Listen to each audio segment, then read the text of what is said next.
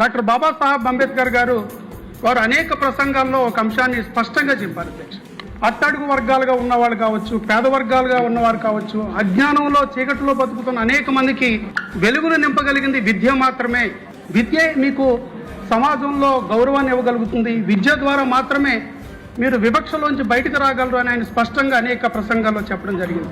ఏ ప్రభుత్వాలైతే రాజ్యాంగ స్ఫూర్తిని కానీ డాక్టర్ బాబాసాహెబ్ అంబేద్కర్ యొక్క ఆశయాన్ని కానీ ఆదర్శంగా తీసుకుంటారో ఆ ప్రభుత్వాల వల్ల మాత్రమే సమాజంలో మార్పు వస్తుంది అధ్యక్ష.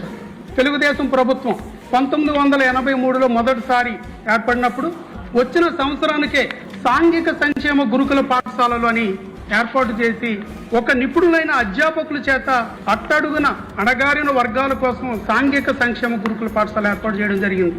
ఆ పాఠశాలల ద్వారా లక్షలాది మంది విద్యార్థులు చదువులు నేర్చుకుని ఒక గొప్ప స్థానాలకు రాగలిగారు. ఎంతో మంది జీవితాల్లో వెలుగులు నింపగలిగాయి. నేను ఒక ఉదాహరణ.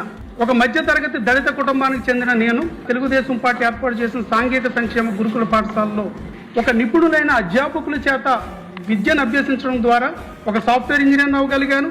అమెరికా లాంటి దేశాల్లో ఉద్యోగం చేయగలిగాను. ఈరోజు ఈ సభలో మీ ముందు నిలబడగలిగాను అధ్యక్ష.